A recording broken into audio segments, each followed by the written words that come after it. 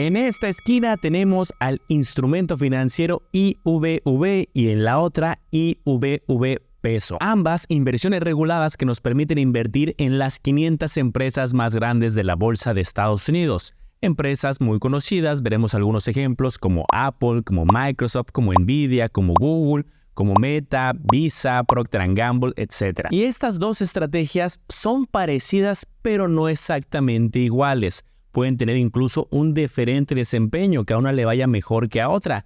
Que un inversionista diga, yo prefiero esta por ciertas razones o prefiero la otra.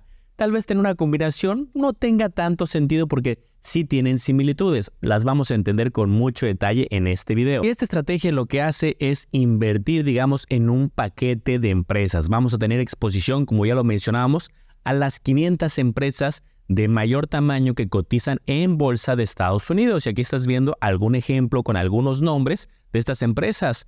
Netflix, McDonald's, Coca-Cola, y ahí vemos un paquete de muchas empresas. Son solo un ejemplo, ahí no caben las 500. Representa una parte muy importante del mercado de Estados Unidos y el top 10 de estas empresas pesa alrededor del 35% de toda la estrategia. Tienes 500 empresas con acceso o con exposición, pero las primeras 10 son muy importantes por esa razón. Y es que en este tipo de estrategias, que se llama formalmente ETF, el instrumento, no todas las empresas tienen el mismo peso, la misma ponderación. Existen algunos ETFs que sí es así, pero una gran mayoría, incluyendo estos que vamos a revisar, sí tenemos que observar sobre todo las principales empresas que lo componen porque su peso es preponderante. Y brevemente, haciendo una analogía y para que no haya ninguna duda de los ETFs, es muy similar a una estrategia de comprar una acción, pero en una acción estás teniendo exposición a los resultados, al desempeño de una sola empresa. Ahí tienes que ser muy selecto con cuál es la empresa que quieres. Es como comprar un chocolate y cuál es el que más te gusta en una empresa a la que más potencial le ves. Y aquí en el ETF estamos adquiriendo un paquete.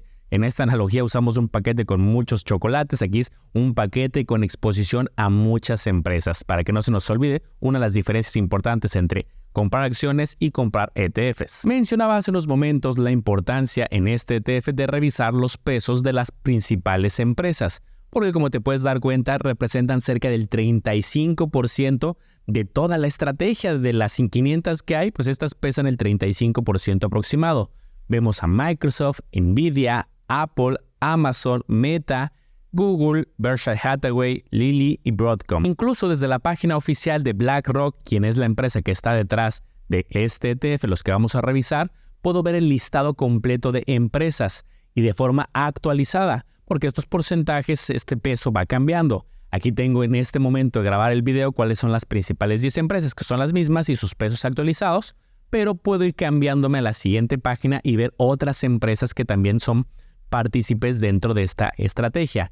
Sale el nombre como Tesla, como Visa, como Costco, Procter & Gamble, Johnson & Johnson, Mastercard, Home Depot, Walmart, Netflix, Coca-Cola, y así puedo ir siguiendo hasta llegar a la página 51, donde hay otras empresas, pero ya el peso es muy chico, 0.01 o incluso puede ser menos, comparado con estas top 10 que pesan el 2%, el 3%, 6.49%, 6.94%. Otra estrategia que solemos revisar los inversionistas al momento de echarle el ojo a un ETF es ver la distribución sectorial. ¿Qué sectores de la bolsa tienen mayor peso? Tiene mayor peso el sector industrial, el de energía, el tecnológico, y podemos ver ese desglose también. Vamos a revisarlo. Y aquí están los diferentes sectores con su peso. Nos podemos dar cuenta que de los sectores más importantes será el tecnológico, el financiero, el de salud y el de consumo. Si tú quieres invertir en una estrategia más cargada a el sector de materiales, bienes raíces, energía, por mencionar algunos ejemplos, pues esta estrategia no tiene tanto peso en esos sectores. Las empresas son de otras industrias, otros nichos, sectores. Y si bien cada inversionista puede tener una diferente tesis, usar de manera distinta los ETFs, las acciones y crear su propia estrategia, en mi caso, este tipo de ETFs yo los visualizo para un ahorro, una inversión de largo plazo. Y cuando menciono la palabra largo plazo me refiero de varios años. No es una estrategia que yo adquiero ahorita el ETF y en 2 meses lo vendo. Más bien voy siendo constante para quedármelo durante muchos años. Puede ser 5 años, 10 años, incluso más. De hecho, invierto y de forma intensiva en este tipo de ETFs y estrategias para mi retiro a través de mi PPR aunque también se puede por medio de una casa de bolsa, ya lo platicaremos. Como es costumbre, vamos a revisar el tema de los riesgos. Aunque el pasado nunca es garantía del futuro, nos ayuda a entender cómo se ha ido comportando. Me gustaría que revisáramos un estudio que revisamos hace tiempo en otro video de qué años hubieras tenido alguna minusvalía y durante cuáles periodos. Déjame explicar estas gráficas que están bien interesantes. Se va a poner muy bueno este video, pónganse cómodos. Ya es sábado de bolsa con el tío Manolo.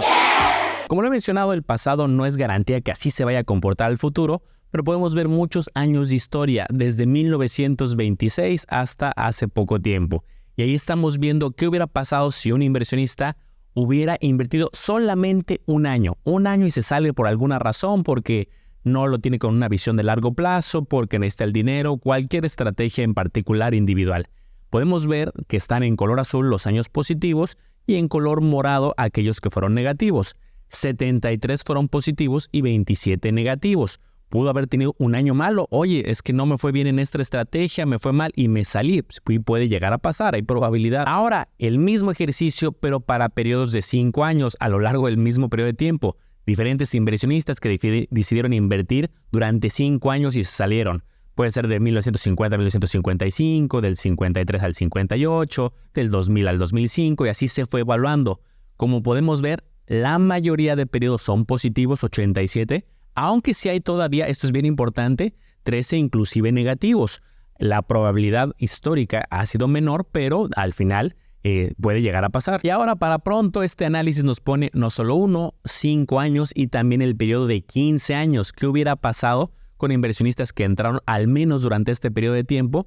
En la historia el 100% ha sido positivo. Mencionamos que no es garantía de que así sea, pero la probabilidad ha sido mayor. Yo, como les mencionaba, esta es una estrategia que utilizo para mi retiro y sí puede haber algunos años que me ha tocado a lo largo de la historia de, oye, este año no hubo un crecimiento, una minusvalía, y yo ¿qué hago ahí? Continúo invirtiendo, de hecho aprovecho cuando hay una baja y luego cuando hay ciertas recuperaciones, pues esto ya crece con mayor fuerza a raíz de ir comprando de manera constante y tener una visión de largo plazo. Digo, esa es mi estrategia. Aquí, por ejemplo, el desempeño de este índice bursátil detrás de esta estrategia del Standard & Poor's 500, y puedes ver que hay años muy buenos y también hay que tomarlos con cautela. No ha habido años del veintitantos, 26, 28, pero no quiere decir que todos los años vayan a ser así. O años como el 2022, como el 2018. Y aquí, en mi caso, lo que me ha importado es el promedio. Ir siendo constante, yo mes a mes voy invirtiendo en esta estrategia con visión, como ya lo platicaba, de largo plazo. Vamos a continuar con más elementos interesantes, pero antes algo muy breve, muy sencillo. Ayúdame con una manita arriba porque eso ayuda mucho al canal, ayuda mucho este video.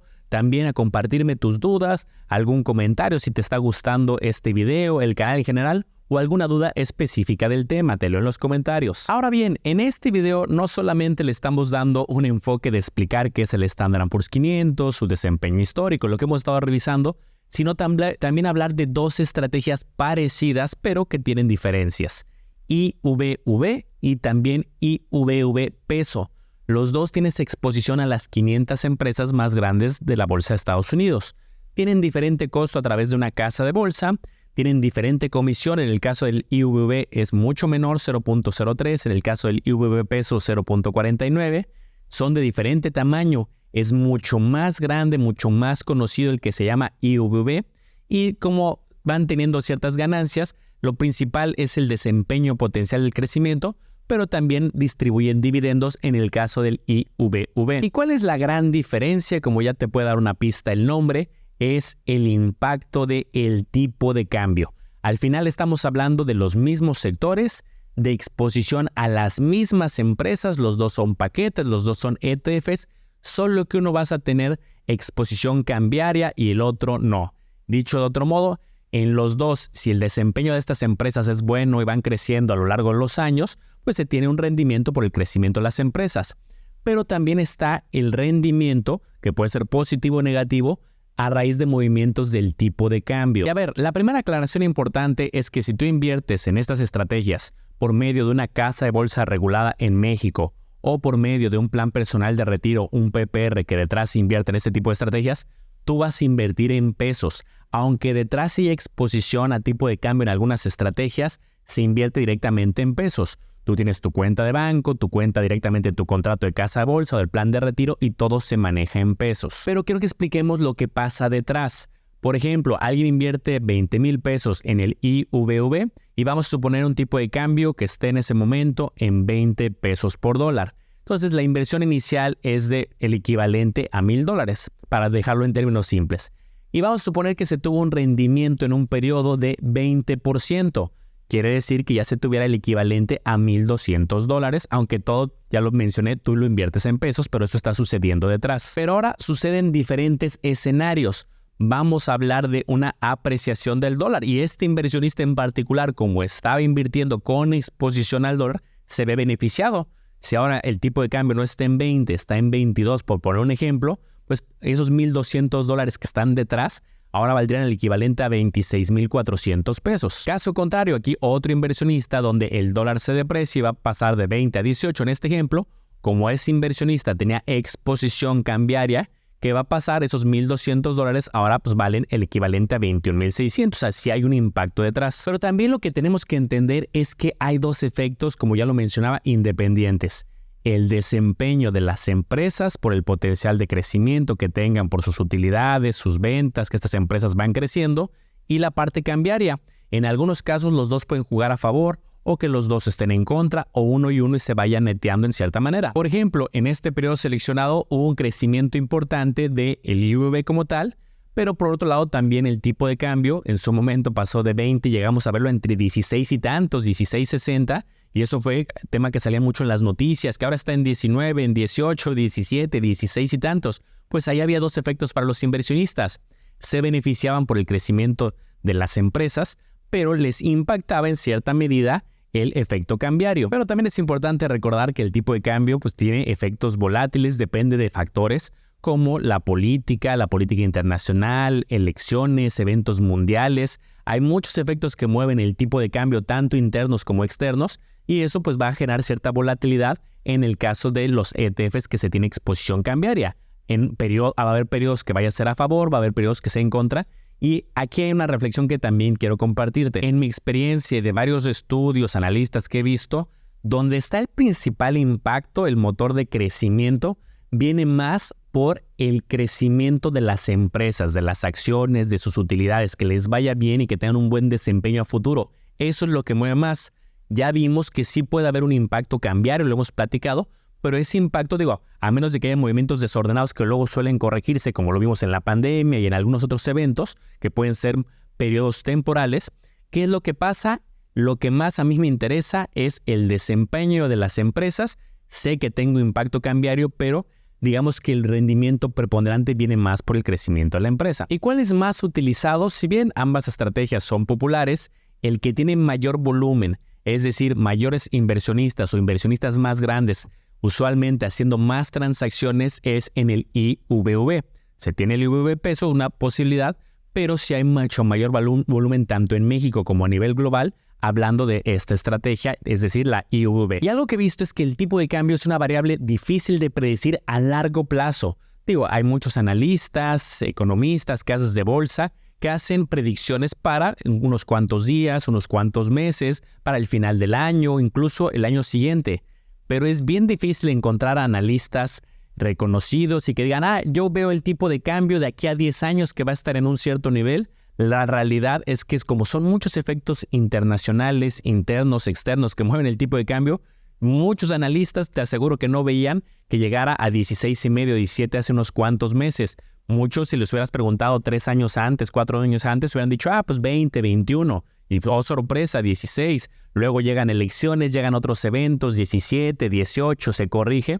Y en el largo plazo es difícil predecirlo. Es más, yo ya les he enseñado estas encuestas que hace Banamex a diferentes casas de bolsa, a los economistas directamente de estas instituciones financieras, y les pregunta varias variables incluyendo el tipo de cambio para el cierre del 2024 y 2025, que son las últimas columnas que están viéndose en pantalla.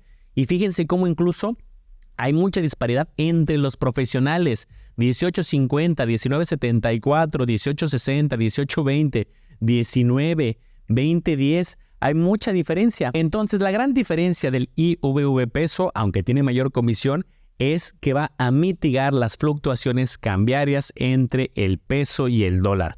Si esta estrategia se usa a largo plazo, pues bueno, la vas a mitigar, pero te va a jugar a tu favor o tu contra, pues va a ser difícil predecir, sobre todo a largo plazo. Oye, ¿Eso va a ser benéfico? ¿Me conviene o no de aquí a 5 años, de aquí a 10? Si esa fuera la estrategia, pues es complejo. Y miren, al momento que grabo este video, el tipo de cambio está en 19.68 aproximado.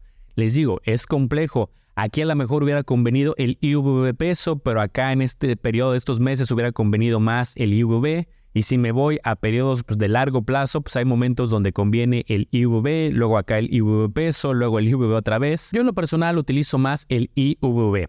Sí he utilizado los dos en la historia, en algunos momentos también he tenido el IVV peso, pero por ejemplo el IVV es una de las estrategias que está detrás del plan personal de retiro que yo tengo para mí y invierto en otras estrategias también, pero también a través del Standard & Poor's y detrás hay este instrumento llamado IVV. En el PPR en este momento no se puede la estrategia IVV peso, eso más bien tendría que ser a través de una casa de bolsa regulada. Hay cerca de 35 casas de bolsa, que si Bursanet, que si GBM, pero al final cada quien escoge. Al final las dos me parecen atractivas, se tiene exposición a una estrategia similar, simplemente que en una se tiene un impacto adicional y el otro lo mitiga, te cobran un poco más por ese efecto de la mitigación porque hay que hacer algunas estrategias detrás, pero las dos son muy válidas. Y salvo que alguien tenga una tesis muy fuerte de es que yo visualizo que el peso dólar se va a ir hacia 16, hacia 14, hacia 13 en el largo plazo, bueno, pues ahí hay un incentivo para un IVV peso.